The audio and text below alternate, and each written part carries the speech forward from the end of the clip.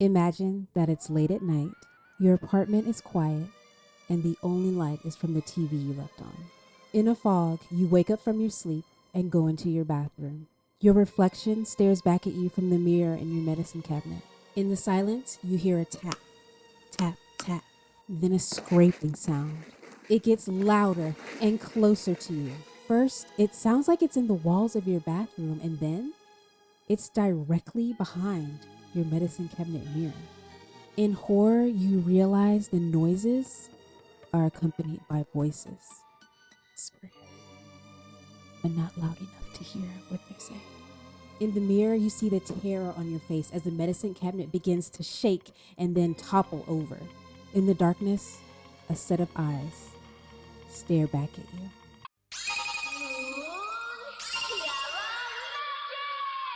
Welcome back to my channel. I'm Sailor Slay, if you didn't know, and today's video is going to be a double feature. We're going to be talking about true crime events, as in plural, that inspired 1992's Candyman.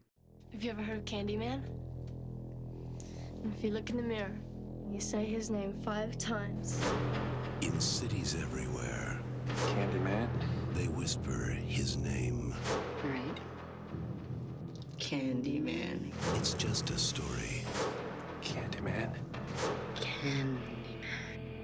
just a ghost story. Candyman.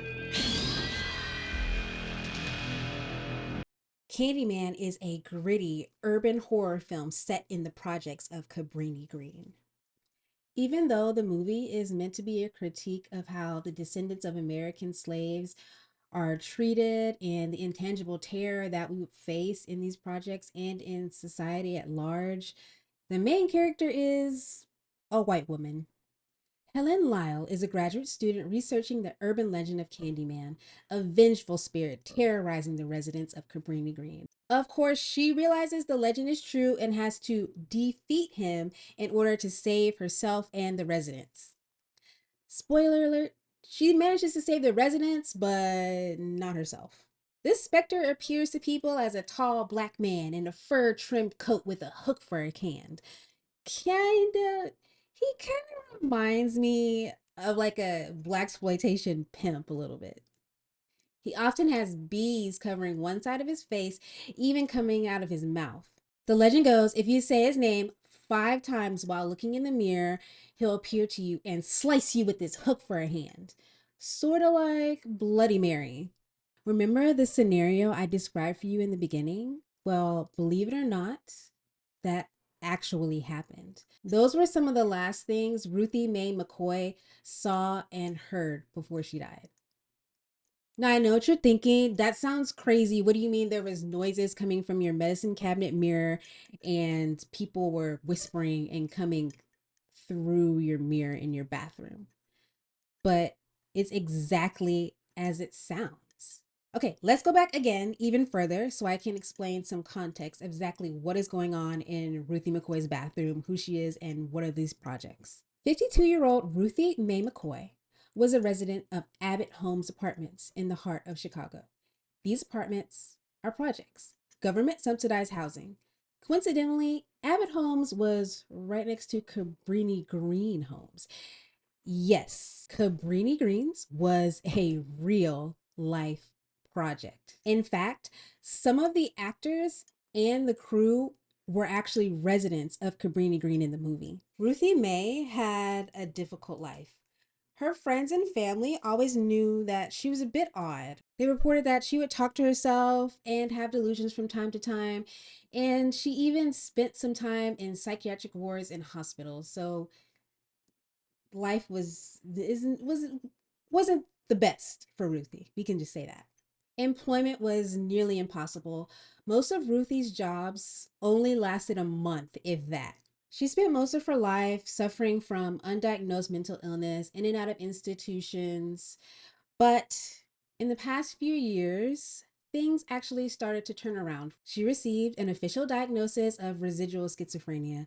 It's basically schizophrenia, but at the time of diagnosis, it was in remission. And because of that diagnosis, she was able to apply for and receive SSI disability. And even better, It came with back pay. Her first check totaled $2,000, which for the 1980s was a lot of money. You could definitely do something with that. Ruthie knew the projects were not safe. Well, we stopped eating at the dining room table for one thing. We got a big closet in the back. We stayed in that closet basically when shooting would occur.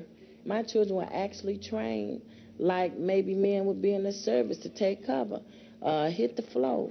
And she planned to use that or a part of that $2,000 to escape, to move somewhere a lot safer. But first, she just wanted to get a couple things for herself. Now, nothing too extravagant. She bought, like a couple of new clothes, just some little bitty things around the house, like nothing pricey at all. However, people with not the best intentions notice her good fortune as well. It's theorized that people, they saw her buying all these new things and they probably figured that she was getting some kind of check because, like I said, everyone knew that Ruthie was a little odd. So they saw her doing these things and they thought maybe she had cash stored in her apartment. So they made a plan to rob her of it. We know the assailants came in through the bathroom mirror, but how?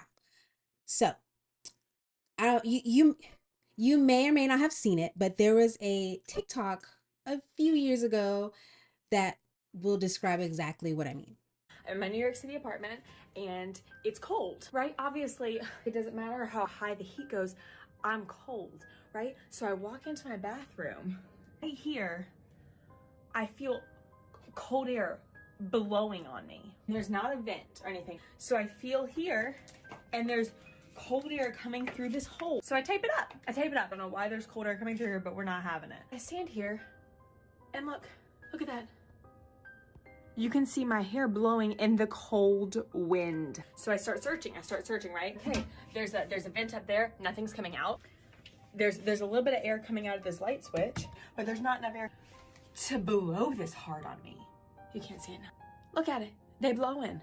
So I start feeling, and the air is coming from the mirror. Okay, and I realize the mirror moves. Let me show you what I found in my New York City bathroom. Holy shit! You're kidding. No, seriously. Okay.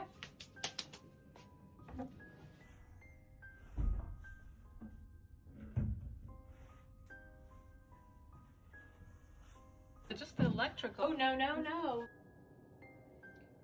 There's a room back there. No way. Well, what if someone's living in there right now? It's like, The weirdest part about this is they didn't fill it out on either side of this hole. have you watched the movie Parasite? I need more answers. I have to go in and figure out what is on the other side of my bathroom. Like, what if someone's living in there? Do you think my hips can fit through here? Okay, are you ready? I really don't think. John, are you gonna be there for me or not? I'll be here. Ready? Yes. I can't fit through here. I think I can. So I'll throw this over there, and I'll use that as a platform. It's, oh my god. Mean it when you swing it. That's good advice, actually. God, please take care of me.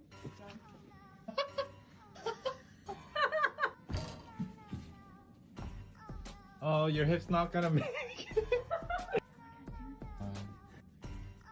Straddling the inside of this wall right now. What's my game plan? Oh, John, Oh. I'm touching something. good. Is it? I think it's a pipe. They're actually doing it. Oh my god. I have nothing to hold on to. I think the pipe can hold me. Oh my god. She's actually in. Okay, John, stay right here. You're in the other side of the dimension. Go onward. Okay. I'm scared. I have my hammer. You're totally wrong. Is there a wrong way to hold a hammer to kill somebody? No. John, there's trash bags of stuff. You smell something dying. What's wrong with me? Okay, so there's lots of life.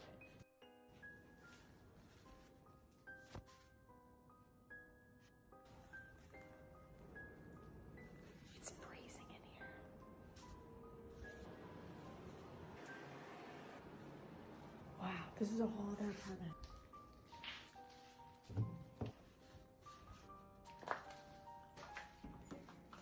Okay, great. I'm gonna go ahead and lock this door. Made it out alive. My landlord's getting a really fun phone call tomorrow. Hi neighbor, how are you? Oh, no.